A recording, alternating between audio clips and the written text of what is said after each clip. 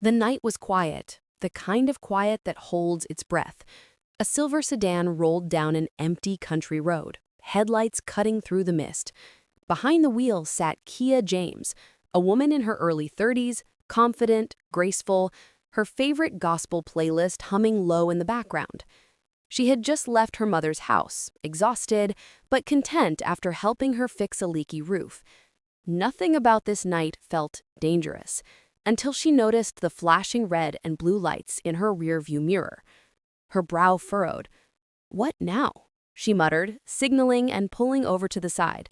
2 patrol cars, 4 officers. All this for her? As one of the cops approached, flashlight glaring through her window, Keeyah rolled it down halfway. "Evening, officer. Is there a problem?" The cop, a tall, red-faced man with a smirk that didn't reach his eyes, leaned down. "License and registration.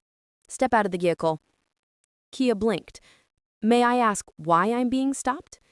"Step out of the vehicle?" he repeated, louder this time. His partner circled around the back, whispering something into his radio. She sighed and unbuckled, stepping out slowly. The cold air bit at her skin.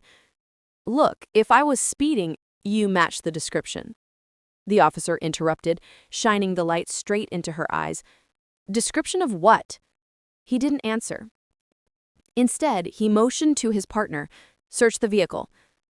That's when she realized this wasn't about a broken taillight. This was about her skin. Keeyah took a steadying breath, trying to stay calm. "Sir, I know my rights. You can't just—" "Ma'am?"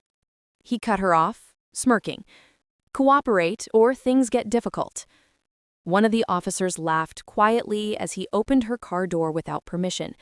"You sure you can afford this ride? Looks new." Keeyah clenched her fists. "That's enough." But before she could say more, the officer grabbed her wrist.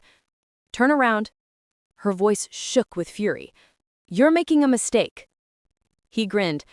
"Lady, I don't make mistakes."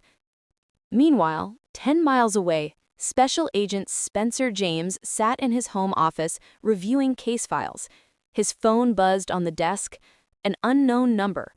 He almost ignored it until he saw the GPS alert from the car tracker on Keeyah's sedan. The signal was stationary.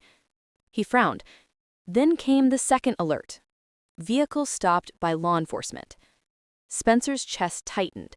He grabbed his jacket, his badge, and the holstered Glock from his drawer. Back on the roadside, things had escalated. Keeyah stood beside her car, arms crossed, surrounded by officers. One of them had already opened her trunk, rummaging through her things like it was a garage sale. "This is harassment," she said firmly. "You have no warrant, no reason." "Keep talking," the officer sneered. "You'll end up spending the night in county." The sound of tires crunching gravel cut through the air. Headlights approached fast, stopping just a few feet away. A man stepped out, tall, calm, wearing a dark leather jacket that barely hid the FBI badge on his belt.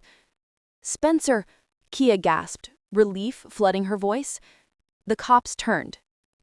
The lead officer scoffed. "Sir, this is a police matter. Step back." But Spencer didn't move.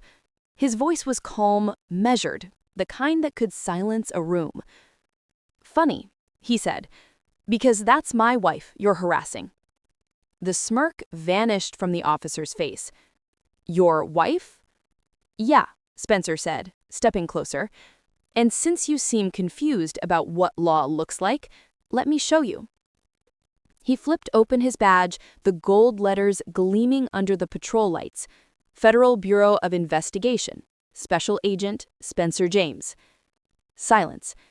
The kind that stings.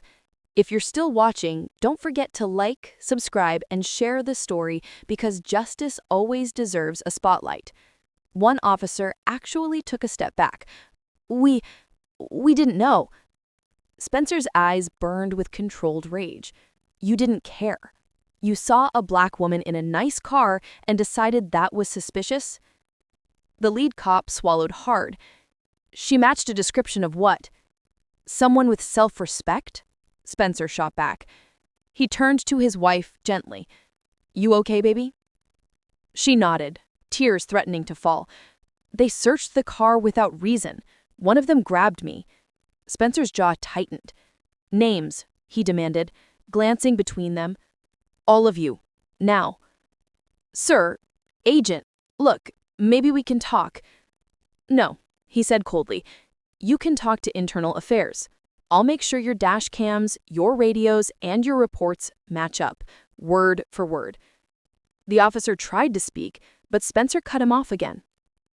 And before you start deleting evidence, just know I already called your precinct. Your sergeant is on his way. You're done. Keeyah exhaled, her voice trembling. Thank you. He gave her a small smile. Nobody touches my family. 15 minutes later, red and white headlights filled the roadside. A captain arrived, shouting orders, as the same officers who mocked her were now being questioned. Right there in the dark, Spencer wrapped an arm around Keeyah, guiding her back toward the car. Let's go home. She looked up at him. Do you think they'll actually face consequences? Oh, they will, he said softly. The Bureau's already watching them. Tonight they mess with the wrong